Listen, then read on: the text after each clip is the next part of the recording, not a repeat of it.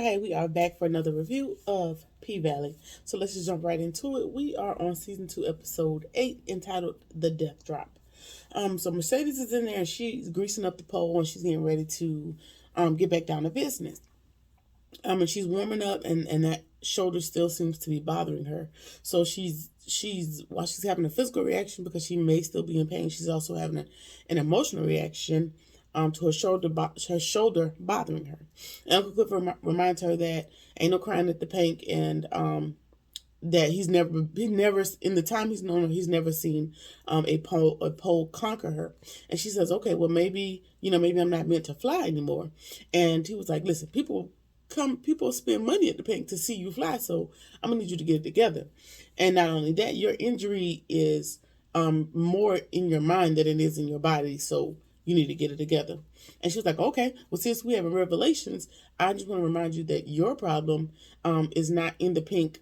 It is more in your hands. Speaking of the situation with him and Haley, I guess it's sort of a call to action. Like, while my problem is not what I think it is, your problem is also not what you think it is. So you need to figure the situation out. As Uncle Clifford is giving Murder a haircut, also while being on hold with the hospital to figure out the status with Ernestine. And Uncle Clifford tells Murder that, where you going? He was like, I'm just going out. He's not really telling him exactly where he's headed. We all know he's headed to the funeral home to see how Teak is for his funeral and whatnot. And Uncle Clifford tells him, like, listen, you got a whole lot of secrets, and I'm just here to tell you that I'm not willing to be one of them. And just so you know that. And Murder tells him, like, basically, you should feel special because I raw dogged you last night. And Uncle Clifford was like, well, what sort of prize is that? He was like, well, because I don't know where you been. He was like, yeah, I don't know where you been either. And Murder says, well, wherever I may or may not have been, I was protected. So I can't say the same for you. Now that is something you might, if you were uncomfortable about it, that might have been something you would have wanted to figure out prior to this moment. But we're gonna let it be what it be. All right. And so Uncle Clifford is sitting there trying to get an update on Ernestine, and the nurse is like, listen, you done called him 7,242 times. Like I told you before, no news is good news, so just leave it alone. And so, we just have to wait to see what's going on with her. All right, so Mercedes is running through the hood, and her dog runs over to somebody that I'm sure he's familiar with, and it is Maine, whatever his name is, just sitting there chilling. He's somebody from season 1. I don't remember. I didn't go back and look. Anyway, he's there, and we found out that Corona set him free early as they did a lot of inmates during that time. But he does have an ankle monitor on, so he can't get in too much trouble.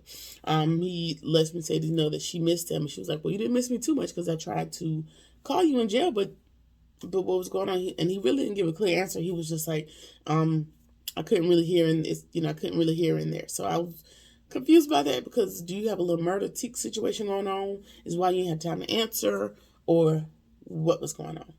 I'm not sure.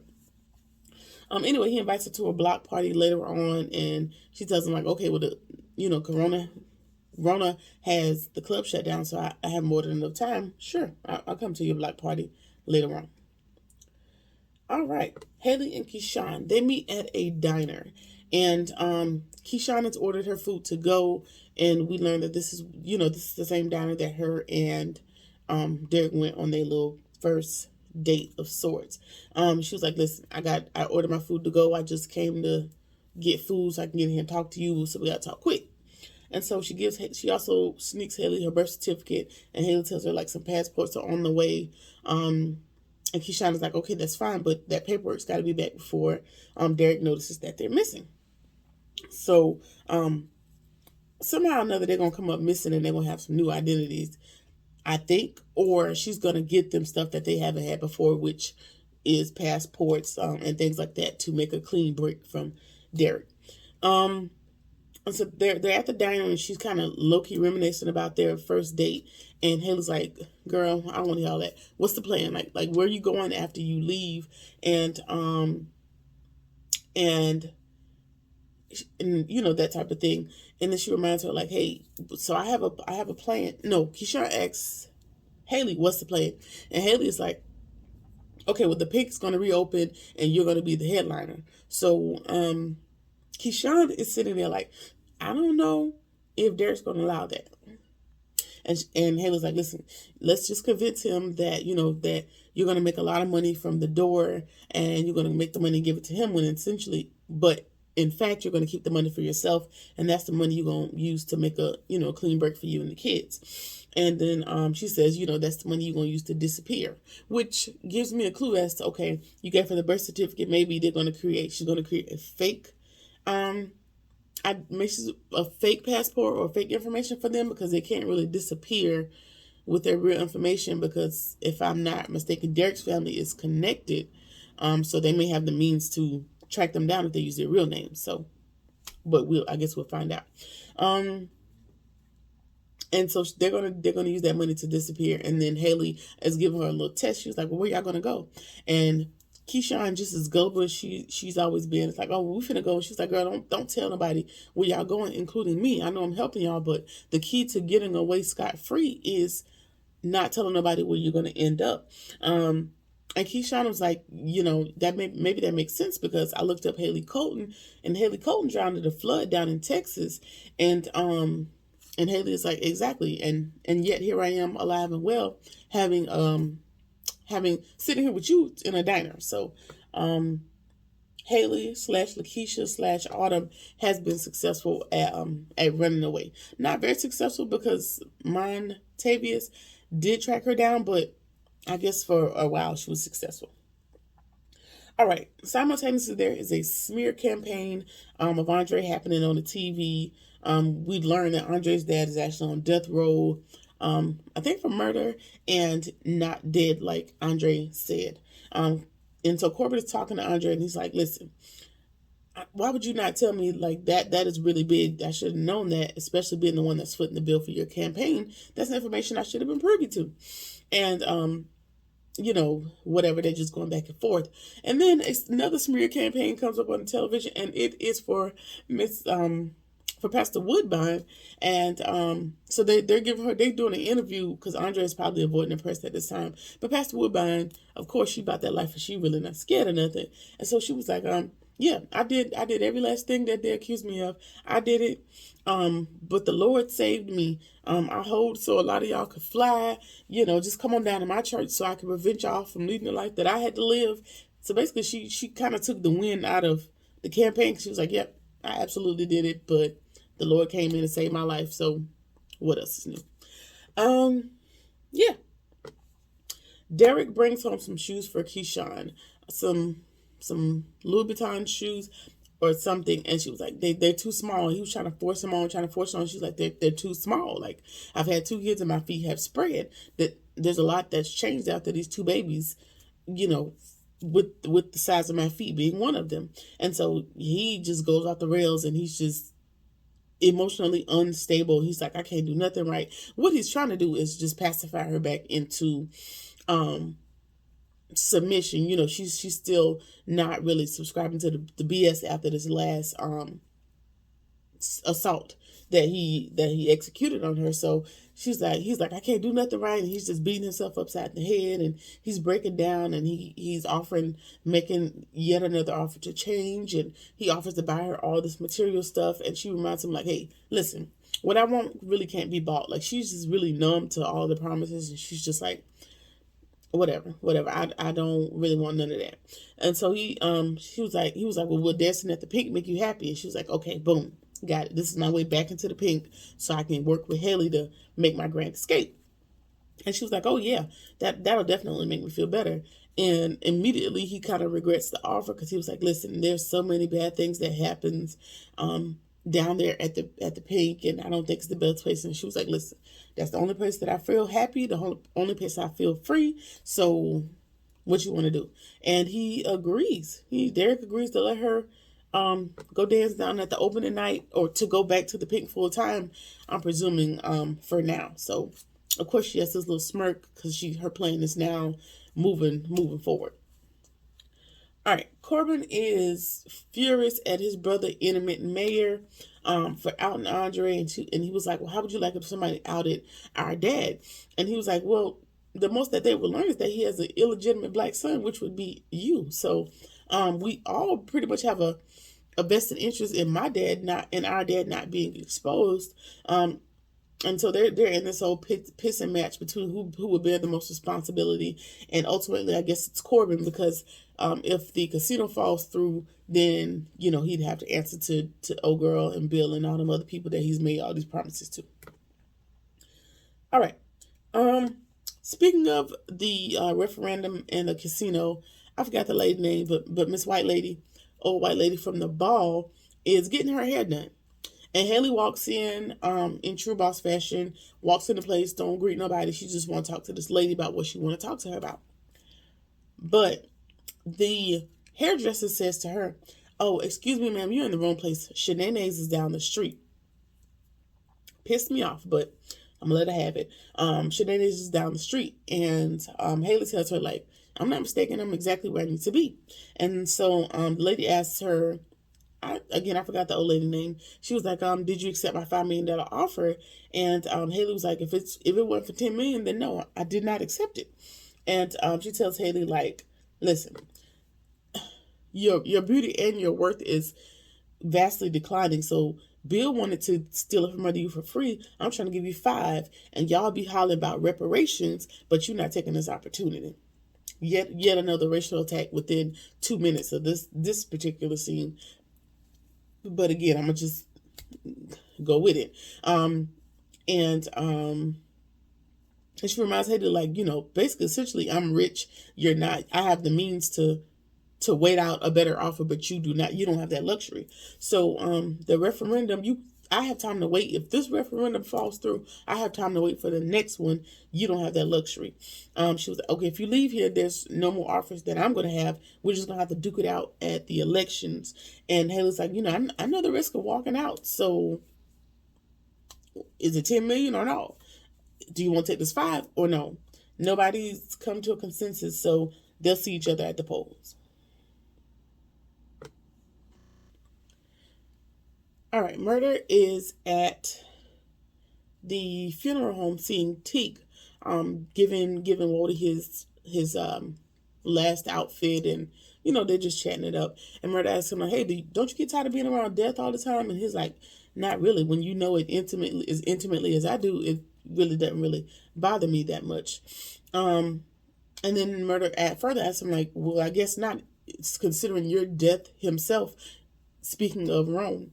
And Walter's like, well, what Rome was asking for, like, he was a rapist, he was a manipulator, he was all these things, he deserved to die. Like, that's just natural selection. That's how that works. Now, not so much natural selection, but if you want to be judge and jury, we'll go with it. And then he reminds him, like, all right, like, you're judging me for taking Rome up out the picture, but keep in mind that you didn't have the same type of energy for Teak. Like, Teak, like he said, he had them 3 teardrops, but he had killed way more than 3 people. So don't hand out too much judgment. And so Murder's like, okay, so are you saying that you God now? Like, why are you making decisions on whether people live or die? And Ward is like, in some sense, we're all God and we're all the devil, which I tend to agree. We all have good and bad tendencies, is basically what he was saying. And he was like, well, since we asking questions, Murder, why didn't you tell me about the tape you got? And he was like, listen, the tape is from when I was 15 years old, and basically I did what I had to do as a means to an end. Now, what that really means, I'm not really sure, but I guess it's safe to assume that it's not him and Uncle Clifford, because I'm sure he didn't know him during that time frame.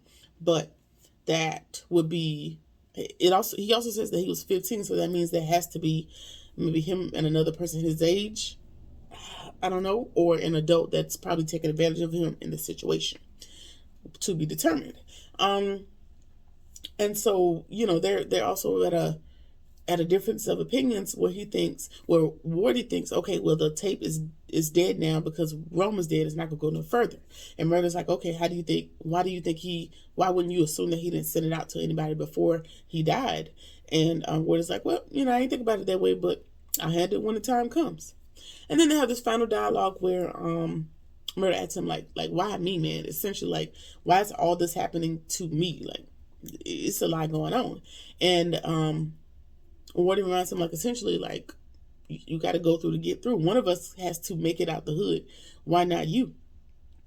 And, that's great, that sentiment. But when you going through, or when you're the person that breaks these generational curses, or, is the successful one in your lineage, I can see how that could be daunting at times. But also, in Warden's defense, if somebody gonna make it, gonna get it out the mud, why not me? Why not you? Why not anybody? So a good note, I guess. All right. So the Pink is on the way back open, but because of the issues with the fire marshal or whatever that lady was, they're only operating at 50%. And then Uncle Clifford reminds him, like, it's okay, we're gonna figure it out. Uncle Rule number 77 is make it look like you're rising when you're falling, which essentially I took to mean, make the best out of the situation. We're gonna be all right. And so while they're sitting there just hanging out talking, and Uncle Clifford's like, we're gonna be fine anyway, because we got our headliner back, Miss Mercedes. So, and she has a new routine, so we're gonna be good. And Haley's like, oh yeah, let me see the new routine. And they're going back and forth, and she insists on seeing the routine, and which was wise, because Mercedes is struggling. Like, she falling, she kicking shit over, that arm's still bothering her. It's just a mess. And Haley sees that, she ain't nowhere near ready. And she offers a solution. She brings in Keyshawn and says, I have somebody that's a little more ready, a little more prepared. And so as she walks in, Roulette does say over the whisper, like, this gonna be good. This gonna be good. Which means it's about to be some shit, essentially. So yeah, Haley be full of surprises and just dropping bombs on these people. So such is the show. All right. Whisper tells Keyshawn, that they Roulette and Whisper just fanning out over Keyshawn, like, girl, we wear your lashes. I want to be like you. Blah, blah, blah, blah. And in the background, you can hear Uncle Clifford and Haley just screaming at each other and just going at it. And Whisper offers Keyshawn a bump, and she's like, I don't indulge. Of course, but Roulette, she is more than happy to take it. And she skips off into the sunset, I guess. And we also learned that her stuff has not been preoccupied. I guess, I don't know if any people were scared or they didn't get enough new girls to take up that spot. But, she ended up back here, so I guess that was a good thing.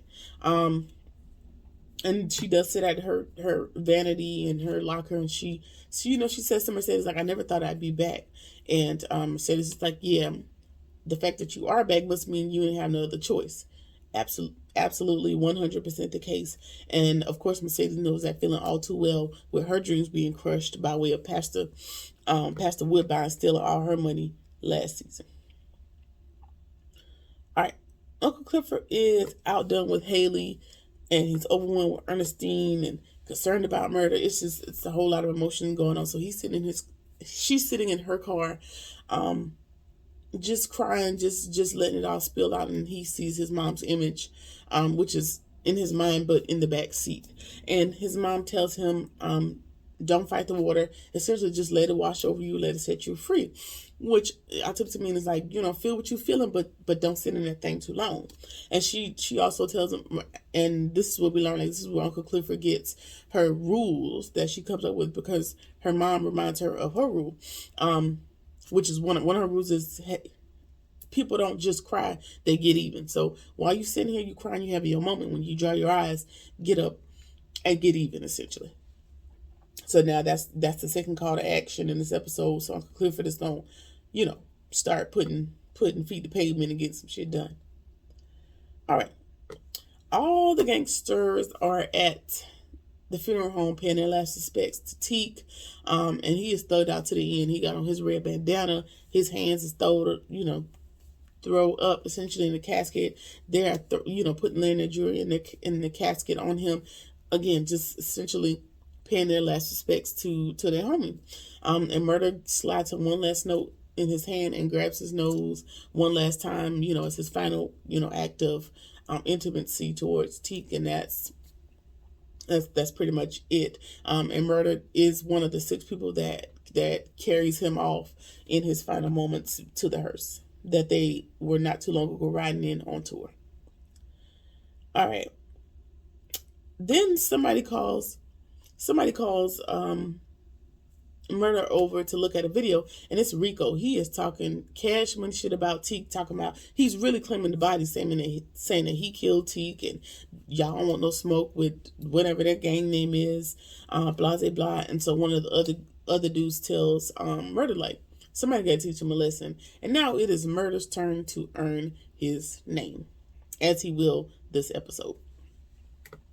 All right, so Keyshawn and Mercedes are going head to head in pole practice, and while that's happening, Roulette and Whisper off to the side having a conversation, and she tells Whisper, like, "Hey, Terrence is asking about you. Like, you need to go get that money. That money is easy." But you can see, like, Whisper is uncomfortable, and we know she's a clairvoyant of sorts, so she's in tune with something really not being right about Clarence, and she's uneasy, but she agrees. And Roulette says, "Listen, look at Mercedes. Look at this grandma up here still trying to strip. Like, we're not doing that. We're trying to get this easy money. We'll make 3 times what we were making a night here just by you going up with Terrence. So you need to go ahead and set it up. I'll be there to help you through it. So let's just, let's get this money." Meantime, back over at pole practice, Haley tells Mercedes that she still ain't ready. They argue, and then Terica calls, and so she rushes out. Shell has somehow found out about the abortion, and she's also drunk, and so she is letting their ass have it. They're going back and forth, and Shell tells Mercedes, like, "Hey, I know you like to give her babies, but not in my family. Like, you should have took her down there." And Mercedes is like, "Okay, well, why you got so much to say? Think about it. Why did you think she came to me and not to you?" "Oh, because you passed out drunk every night. So don't be too high on your horse, because you ain't doing everything perfectly as well." And she also reminds, like, "Hey, she came to me because you weren't there when you were there, yeah, for the 14 years raising her, but when in the moment that she needed you the most, you weren't nowhere to be found. You was somewhere laid out drunk. So taper your judgment, Michelle. Taper your judgment." And so Mercedes is like, "Listen, Cheryl, I'll call you an Uber. You can go sleep it off, and we can talk about this later." And Terica's like, "No, I'll drive Cheryl back home. It's okay. I'm not going to stay here with you, Mercedes." And Mercedes is like, "No, you can't drive." And she's like, "Yeah, thanks to you, I do know how to drive." Which to Mercedes was probably like a little slap in the face, because, like, I helped you in the time that you needed me the absolute most. I taught you something that Cheryl couldn't or wouldn't teach you, and you took all of those things and shared them with Cheryl by way of taking care of her. But I'm sure Terica's, torn, and she's at a conniption being a 14-year-old, 15-year-old, 14-year-old. So don't take it personal, Mercedes. I guess not at this stage of the game. All right. Uncle Clifford rolls up on Corbin, and they're having a little tit for tat. And Corbin, his current thorn in his side is the fact that the smear campaign has been successful as far as Andre being down in the polls and Pastor Woodbine being up. And Uncle Clifford reminds him that, hey, Patrice loves a lot of things, but she loves money a lot more than she loves, almost as much as she loves the Word of God. So we need to work together to get her out of there, and then we can, be able to do what we need to get done as far as the casino and things of that nature is concerned. So basically they both have a vested interest in Patrice not winning and the referendum going through, so they're going to work together to kind of bribe her out of the thing. Bribe her out of the running. All right, so Roulette and Whisper are in the hotel room, turning up, doing drugs, drinking, trying to get ready for Terrence to show up. And Whisper gets a bad feeling about Terrence, and she's still nervous about it, and she's talking to Roulette. She's like, "You sure you want to do this?" And Roulette tells her, like, "Girl, this is gonna be easy money. Just take another drink or whatever it is, and just relax. It's gonna be quick. It's gonna be easy money." So Terrence shows up, and Whisper is not happy to see him at all, but Roulette tells him, like, "Okay, I'm not leaving. I'm here. Basically, I'm security. If I'm leaving, you leaving. So if you want to get what you came here to get, then do what you need to do. But I'm not leaving." So so he don't have no choice but to go along with it. All right, moving right along. Andre is listening to the campaign smear campaign and looking at a check that Haley gave him, and she brings some moonshine over, and they're just chatting it up. And he tells her having a dead father is easier than having one on death row. And she tells him, like, at least you know where your father is. So they're having the who had it worse when it comes to dad, back and forth. And I'm assuming she grew up in foster care, and she always looked forward to getting her file when she aged out, but she was never able to get it. And so basically was saying, at least your dad is in jail, you know where he is. Basically, I'd be willing to accept the same fate as opposed to not knowing my dad at all. Both valid points, but it is Andre and Haley, and they're boring. They're just boring. When their interactions are very boring, in the episodes. All right. So, but he tells her, like, I just figured that was better because I wanted to be better than him. And she reminds him, like, you are, like, look where you are, look where you're gonna be, look who you become. You're much better off than your father. You're gonna be fine. And but he doesn't see it. He thinks that his mayoral, I think that's what his dreams of being the mayor is over, because of the smear campaign. And she's like, listen, don't let these white boys bully you. We're gonna come up with a plan. So he is all right, that's fine. He wants to be with Haley and not Lakeisha, not Autumn Night. And she's like, listen, all I can offer you is Autumn Night, and that's it. And that's all. I'm not in a position to give you Haley, so let's just let that be. And then she gets an idea, and she calls over some girls because she has some plan that's going to help Andre out, but that's to be determined at this point. All right. Terrence is performing on Whisper, and while Roulette is in the bathroom playing Candy Crush, she ain't a bit more concerned. She's just, again, there for security. And when he's done, he throws her money on the floor as if she is garbage. And she counted the money. She was like, you shorted me $200. And he was like, listen, you didn't perform for that extra $200 worth. Like, you need to give me more for my money. And so she insults him, and he starts choking her. And he is legit choking her with full force. And Roulette pulls up, and she pulls out with the gun, and she's like, listen, get up off her. Just get up off her. But you have to keep in mind that Roulette is also hyped up off that booger sugar currently, and so she on one. She's like, listen, get up off that, get up off her. Like, you jipping her out of money. Like, what's going on? And so Roulette is like, listen, I'm about to get you.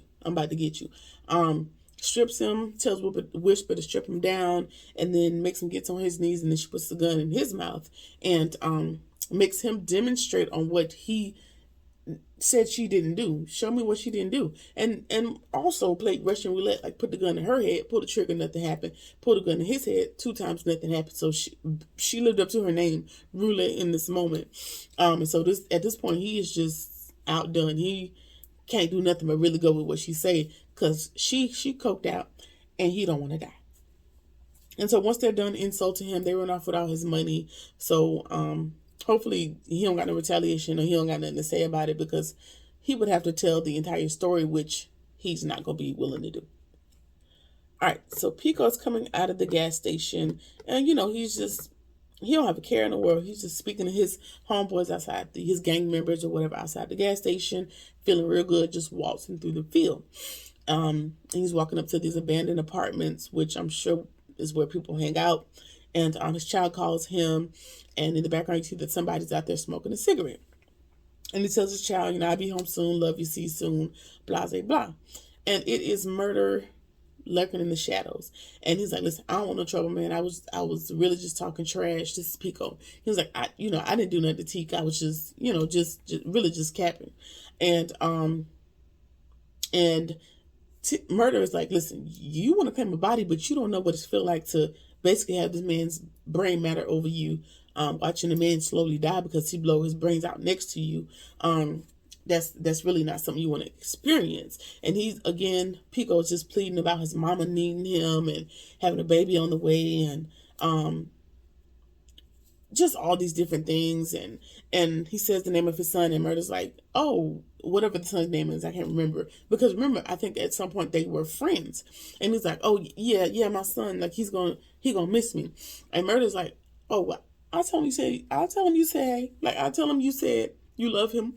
What it reminded me of is that scene in Django when Jamie Foxx was like, tell Miss Laura bye. And the other girl was like, what? Tell Miss Laura bye. And he blow the ass to smithereens. Same thing. So Tika's like, yeah, I'll tell him you said you love him. And blows his ass off the map. So now Pico is finally out of everybody's hair. And hopefully that tape dies with him, but it may not be that easy. So Pico is out of here and Murder has killed him. All right. Sadie shows up to the block party and everybody's scrambling because somebody just smoked Pico. Now, what I don't hope is we have a rivalry of sorts, because Mercedes knows Maine and he is in Pico's gang. And then you got Teak, who used to be Teak, and Murder is the opposing gang. And so you got Murder, you got Uncle Clifford, and you got Mercedes. You see the degrees of separation, so there could be like a gang war ending up at the pink at some point, is what I'm saying. Is what I don't hope happens. All right, and so Maine is trying to run off, even though he got his ankle monitor on, and Mercedes is like, sit your ass down. Let them people without an ankle monitor handle that, and we're going to talk. So they're just talking, and he wishes he was there to protect her, during the whole Montavia situation. And she asks him, like, does the guilt, do the nightmares, does all of that go away? And he tells her, like, no, essentially it never, ever really goes away, but you just have to find a way to offset it by doing good or making a difference in somebody else's life. That is the best you can do to kind of cope with what you've done. And then he starts putting a move on her, and she is not with it. And he just wishes her well in finding what she's looking for. All right.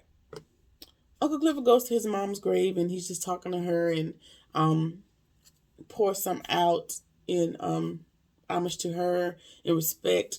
And he didn't want to have to, and he said, I guess you showed up in my car today because I haven't been coming by here. But the truth is, like, I didn't want to come by here because I'd have to admit that I was failing as far as like my club, Ernestine being sick, just all these different things.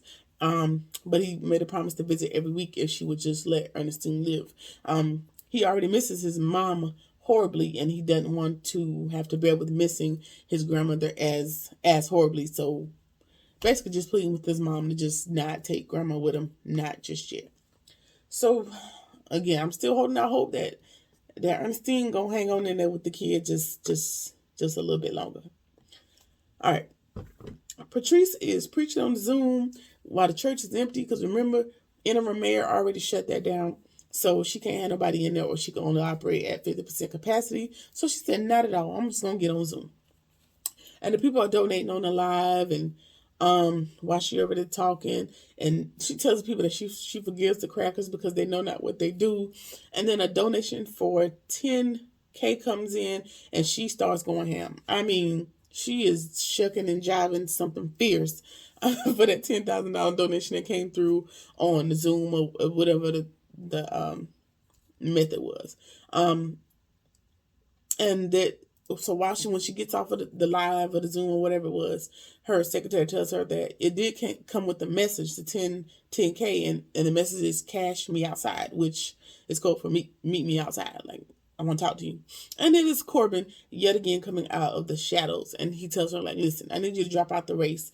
I need Andre to win, so I need you to drop out the race. And and Pastor Woodbine tells us, man, the knees know my street. No, the streets know my knees, and the people know my soul. Which essentially is, I guess, her platform is going to be whole turned holy. So that's going to be her stance in her on her campaign trail, and she just wants to stick it out. And she tells them, like, I started this campaign out of spite, but the Lord showed me all the good that can take place from that mayoral office. And he hands her some more cash and tells her, like, listen, there's more where that came from, so just think it over. Because I don't need you running. So of course Patrice is sitting there thinking about it. She's gonna think it over. And if she's as money hungry as I'm sure she is, she's probably gonna end up dropping out. All right. Roulette pulls up to a chop shop, garage, whatever, and Eminem, truck driver, white dude, is in there. He asks where she got the car from. The car is Terrence's, and she needs him to just chop it up by tomorrow. Stop asking too many questions. And he's like, listen, is Terrence or anybody else gonna come looking for this car? She was like, nope. Nobody's gonna come looking for it. Nobody's gonna come looking for it. Essentially, Terrence is not gonna say nothing because, again, he'd have to explain how he ended up in the situation. So he's probably never gonna tell anybody what happened.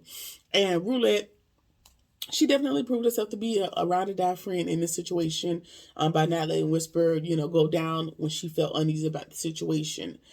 So kudos for Roulette. Kudos for Roulette. I don't know if she's a villain or hero just yet, but in this episode, she got the hand clap of praise. All right. The closing scene is murder in the booth, and he's about to spit some bars or whatever, and he still got blood on his hands. So he has tapped into his savage mode, and he is hopefully not too far off the rails, but off the rails at this point. So a lot going on in this episode.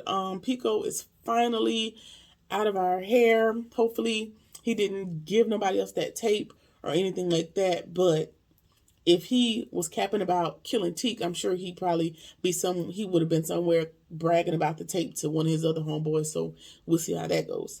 Anyway, that has been it. Let me know what you think about the episode. Again, this has been season 2, episode 8. Like, comment, share, subscribe, or whatever it is that you feel like doing. And I'll see you in the next one. Peace.